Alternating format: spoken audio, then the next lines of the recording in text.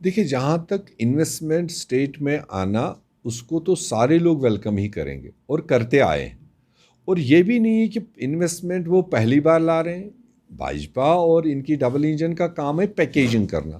کل ان نے وہاں 18,000 کروڑ کہا کہ اس وقت ہمارے پاس آفر آئی ہے، مگر ہمارا ٹارگیٹ ہے 45,000 کروڑ، وہ آنے والے 15 سال میں کب ہوگا؟ تو یہ بھی زبردستی پکڑ پکڑ کے ایم او یوز تو کروا دیے، ورنہ جو یہاں انویسٹ کرنے والے ہیں ان کو بھی پہلے اپنے پیسے کا خیال رکھنا ہے کہ ہم کس خطے میں جا رہے ہیں، وہاں ہماری کل کی گارنٹیز کیا ہے۔ کیونکہ یہ میں نے دیکھا ہے، ایز اے ٹورزم منسٹر میں نے دیکھا، ایز اے سرکار کا نمائندہ دیکھا ہے، بہت سارے ہمارے بھی یار دوست تھے جن کو ہم تب لاتے تھے، وہ انویسٹمنٹ میں کتراتے تھے جموں کشمیر میں۔ تو پہلے پولیٹیکل سٹیبلٹی ہونا اس خطے میں بہت ضروری ہے۔ پولیٹیکل سٹیبلٹی ہوگی، نارملسی ہوگی، نارملسی ہوگی، بزنس ہوگا، بزنس ہوگا، لوگوں کو ذریعے آمدنی، نوکریاں حاصل ہوں گی۔ اور اس پیکیج میں بھی جو انہوں نے اپنے ہی آرڈر کو امینڈ کیا، یو ٹی بنائی، تو یو ٹی تو ایک حساب کے بعد میں فری ٹو آل ہوتا ہے، 370 ہٹایا، اسٹیٹ ہٹا دیا، یو ٹی بنا تو فری ٹو آل۔ اس وقت سب لوگوں نے آواز اٹھائی، تو پھر انہوں نے ہوم منسٹری سے خود ہی ایک آرڈر نکالا کہ ہم جموں کشمیر یو ٹی کے رہنے والے لوگوں کو نہ زمین کوئی لے گا اور نہ ہی نوکری وہاں کی کوئی لے گا۔ تو تھوڑا سچویشن تھم گئی، چلو دو چیزیں تو آ گئی۔ اب ہم چاہتے تھے اس کو کانسٹیٹیوشنل گارنٹی دو، وہ ایک ایڈمنسٹریٹو آرڈر تھا، اور ایڈمنسٹریٹو آرڈر کو کانسٹیٹیوشنل گارنٹی، کانسٹیٹیوشنل تحفظ دینے کے بجائے کل انہوں نے اسی انڈسٹریل پالیسی کو امپلیمنٹ کرنے کے لیے اسی اپنے آرڈر میں وہ ورڈ ہٹا دیا کہ یہاں پر کسی کو انویسٹ کرنے کے لیے ڈومیسائل ہونا ضروری نہیں ہوگا، کوئی بھی فری فنڈ میں آئے گا کہیں پر بھی اپنا یہ لگائے گا۔ تو یہ جموں کشمیر فری فنڈ کے لیے نہیں ہے۔ کوئی ایڈمنسٹریشن میں بیٹھے ہوئے لوگ اپنے یار دوستوں کو لائیں گے، ان کو اوبلائج کریں گے اور جموں کشمیر کے لوگوں کے سر پر بٹھائیں گے۔ کیا آپ کو لگتا ہے سر اسے یہاں پہ جو ابھی چاہے وینڈرز ہے یا کوئی بھی ڈپارٹمنٹ بولے، جو ہینڈ ٹو ماؤتھ ہے، ان کو روزگار کے لیے ترسنا پڑے گا کیونکہ باہر سے ابھی یہ وہ چیز نہیں ہے، وہ تو ایک دوسرا معاملہ تھا، اڈانی امبانی کو وہ دینا، وہ تو فی الحال روک لیا انہوں نے۔ مگر یہ ہے انڈسٹریل پالیسی، باہر سے انویسٹمنٹ لانا، ہیلتھ سٹرکچر کو، جیسے ہاسپٹل، ایک بڑے پیمانے کا hospital, Apollo type hospital Jammu Kashmir میں بننا، یا ایجوکیشن۔ دیکھیے جس طریقے سے انویسٹمنٹ سمٹ میں ڈرامائی انداز میں ایک اعلان ہوا، ایک مخدوش معاملہ ہے۔ ریاست جموں کشمیر کی جتنے بھی پولیٹیکل سکولز آف تھاٹس ہیں، وہ سب پہلے سے ہی بات دہراتے رہے ہیں کہ جس طریقے سے حالات بنائے جا رہے ہیں، کہ ایک خدشہ پیدا ہوا ہے، کہ احتمال پیدا ہوا ہے، کہ اپریہنشن بنا ہوا ہے کہ یہاں کی ڈیموگرافی کو چینج کرنے کے اقدامات کیے جا رہے ہیں، اور ایوانوں میں اس پہ ایک سازشیں ہو رہی ہیں۔ اور جس طریقے سے سمٹ میں، جو انویسٹمنٹ سمٹ میں یہاں جموں میں بلایا گیا تھا، جس طریقے سے وہاں پہ اناؤنسمنٹ ہوئی ہے، اور جس طریقے سے اناؤنس ہوا کہ 18,000 سم تھنگ کروڑ کا سودا ہوا ہے، کس چیز کا سودا ہوا، کس ریٹ پہ سودا ہوا، کن کو دیا گیا، یہ ساری باتیں مخدوش ہیں۔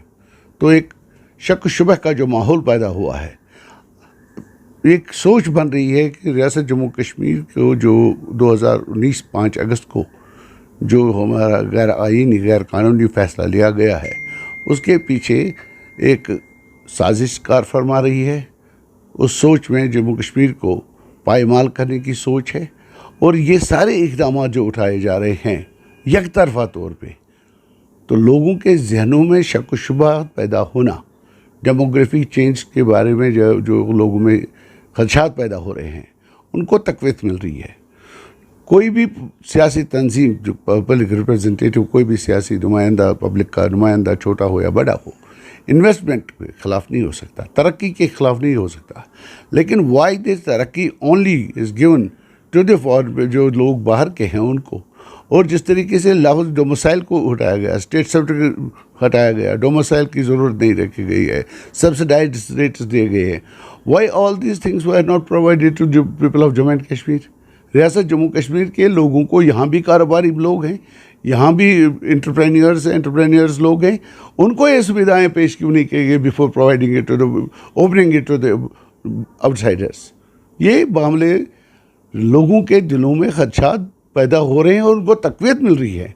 वी कंडेम कोई भी ऐसा एक्ट जिसे रियासत जम्मू कश्मीर के तशख़्ख़ुस पे असर पड़ता है, वो सारे अहकामात काले अहकामात है, उनको रिकन्सिडर करने की ज़रूरत है, उनको वापस लेने की ज़रूरत है, और जो रियासत जम्मू कश्मीर के लोगों के हित में इक़दामात हों वो उठाए जाने चाहिए। यहाँ पे आपने इस्तेमाल किया है लफ्ज़ agriculture land and non agriculture land. Is a very grave thing. ये बहुत ही संगीन मामला है कि आप एग्रीकल्चर लैंड जो कल तक मखसूस रखा गया था कि इस पर कोई कंस्ट्रक्शन नहीं होगी, you have open that also. So it's a very serious issue cutting across water lines. मैं समझता हूँ कि ये रियासत जम्मू कश्मीर के हर फर्द के लिए एक परेशानी का बायस बन सकता है और बन रहा है। As my take on that, it should be considered. Haiderpura वाक़े पे जो कल पुलिस की रिपोर्ट आई है, एम्बिग्यूटी बयान करने वाले के चेहरे से नुमायाँ थी। जैसे उस फैमिली ने कहा है कि एक फेरी टेल है, मैं समझता हूँ कि फिर एक बार ज़रूरत इस बात की है कि हमारे जो LG साहब हैं, गवर्नर मनोज सिन्हा साहब, वो जुडिशल प्रोब का ऑर्डर करें। हक़ाइक़ सच्चाई को सामने लाने के लिए ज़रूरी है कि इस सारे मामले को जुडिशल प्रोब के ज़रिए प्रोब किया जाए। जो नहीं तो वो फैज़ का वो शेर इस पर आता है, बने हैं अहले हवस मुद्दई भी मुनसिफ भी, किसे वकील करें किससे मुनसफी चाहें। सबसे पहले मैं आप लोगों का शुक्रिया अदा करना चाहता हूँ। आप लोगों को कहने की ज़रूरत ही नहीं है, ये ड्रामाबाज है। NCPDP और महबूबा मुफ्ती जी, उसको वो दोगला चेहरा वो सब लोगों के सामने आया। 70 सालों से कश्मीर के यूथ के साथ कितना जुल्म हुआ है वो उन्हीं की वजह से हुआ है। जितने भी ये ड्रामाबाज हैं, NCPDP, फारूक अब्दुल्ला कहीं पे भी जाता है उसका वो डांस होता है, समझ ही नहीं आता है वो पॉलिटिशियन है या और कुछ है। मुझे लगता है कि यहाँ तक कि ये ना हमेशा कश्मीर के लोगों के खून के साथ खेलते आए हैं और इनको शर्म भी नहीं आती इन लोगों को। कभी ये बाइकाट करते हैं किसी इलेक्शन में, फिर इलेक्शन की तैयारियां होती है तो सबसे पहले इनके फॉर्म वहाँ पे फिलअप होते हैं। ये लोगों को, कश्मीर के लोगों को समझना चाहिए ये कितने धोखा करते हैं कश्मीर के अवाम के साथ। सबसे पहले आप ये देख सकते हो कितना कश्मीर का यूथ यहाँ पे कितनी अनएम्प्लॉयमेंट है, वो PDP NC की वजह से है। बीजेपी को किसने यहाँ पे इंटर किया है? बीजेपी को इंटर यहाँ पे महबूबा सरकार ने किया है, PDP ने किया है।